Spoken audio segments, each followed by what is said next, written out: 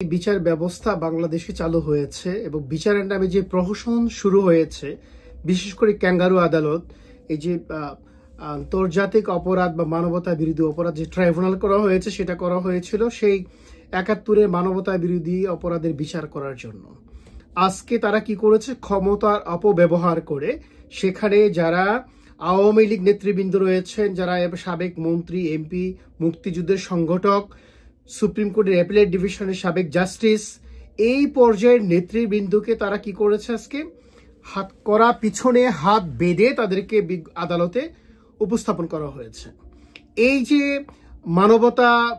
মানবাধিকার লঙ্ঘন এবং কনস্টিটিউশন লঙ্ঘন এবং জেল কোড যে ভায়োলেশন হয়েছে, সেটা সুস্পষ্ট উদাহরণ হচ্ছে আজকে যাদেরকে ট্রাইব্যুনালে উপস্থাপন করা হয়েছে তাদের পিছনে হাত নিয়ে হাত করা পরিয়ে।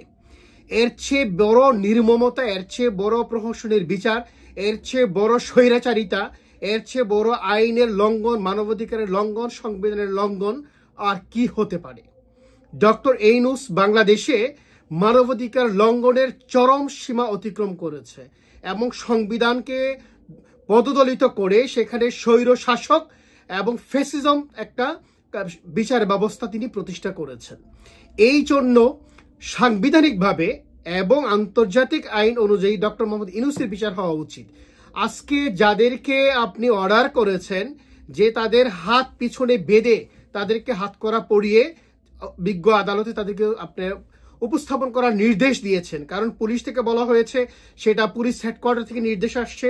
অন্য পুলিশ বলেছে যে জেলখানা থেকে তাদেরকে এভাবে আনা হয়েছে। আরেক পুলিশ যারা এই ৫ই আগস্টের পরে নিয়োগ দেওয়া হয়েছে, বিশেষ করে শিবিরের যে জঙ্গি বাহিনীকে পুলিশ ডিপার্টমেন্টে নিয়োগ দেওয়া হয়েছে এবং সমন্বয়কদেরকে যেখানে নিয়োগ দেওয়া হয়েছে, তাদের মধ্য থেকে যারা পুলিশ কর্মকর্তা হিসেবে এখন তাদের দায়িত্ব পালন করছেন এখানে, তারা সে মিথ্যা বক্তব্য আদালতে উপস্থাপন করার যেই অধ্যত্বপূর্ণ আচরণ তারা সেটা কিন্তু করেছে।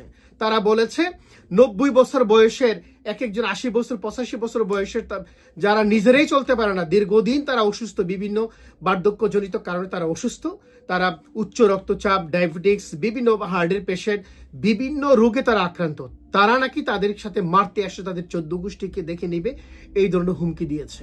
আমরা ভিডিওতে স্পষ্ট দেখেছি যখন তাদেরকে গাড়ি থেকে নামানো হচ্ছে, পিছনে হাত পা বেঁধে হাত এরকম করে।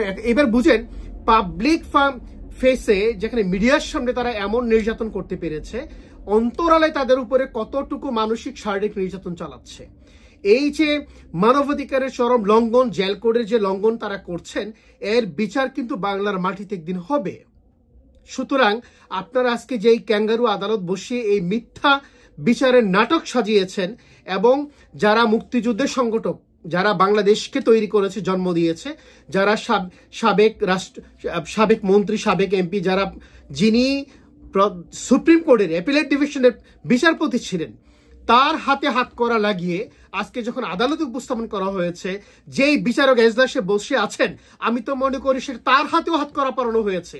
ওই বিচারকের যদি মেরুদণ্ড থাকে তাহলে এর বিরুদ্ধে অবশ্যই ওনার ব্যবস্থা নেওয়া উচিত ছিল।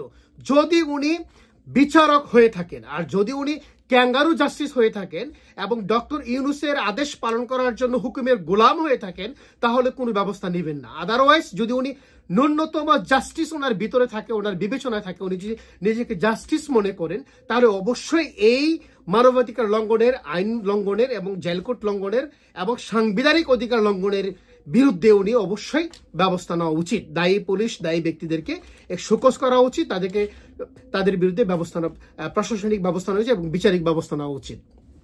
এবং আজকে কি বলেছেন যে তারা ক্ষতি করতে পারে। আরে এরকম ১০০ ইউনূস যিনি সুদের ব্যবসা করে টাকা দিয়ে নোবেল কিনেছেন, এমন ১০০ ইউনূসকে যদি একসাথে করা হয়, একজন হাসানুল হক ইনু হবে না, একজন আমির হোসেন আমু হবে না।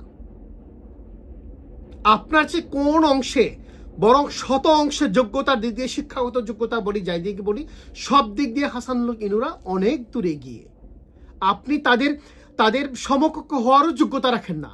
আর আপনি আজকে তাদেরকে নির্দেশ দিয়েছেন তাদের হাত পিছনে বেঁধে তাদেরকে আদালতের জন্য উপস্থাপন করা হয়। এই যে বিচার অঙ্গনে একটা কালো অধ্যায় আপনি রচিত করেছেন এবং যিনি প্রসিকিউটর আছেন তাজুল ইসলাম, সে এখানে অপব্যাখ্যা করেছেন যে আসামিদেরকে এটা আমার কোনো এখতিয়ার নাই, এটা হচ্ছে জেল কোডের ব্যাপার বা পুলিশ বা জেল কোড অনুযায়ী জেলার থেকে যারা তাদেরকে প্রেজেন্ট করবে তাদের ব্যাপার, মেনে নিচ্ছি তাদের ব্যাপার।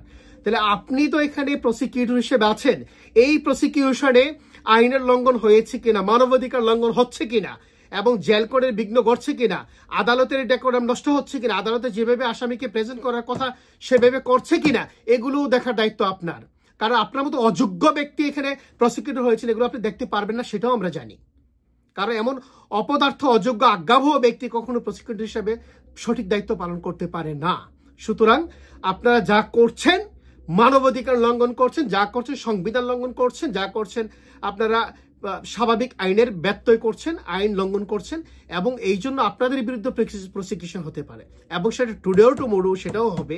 কারণ আপনার আজকে স্বৈরাচারিতার এবং ফেসিজমের সর্বোচ্চ পর্যায়ে বাংলাদেশকে আপনারা নিয়ে গিয়েছেন এবং এই ধরনের কলঙ্কজনক অধ্যায়, এই ধরনের নজির বাংলাদেশের ইতিহাসে কোনোদিন আমরা দেখিনি, সেটা আপনারা করেছেন।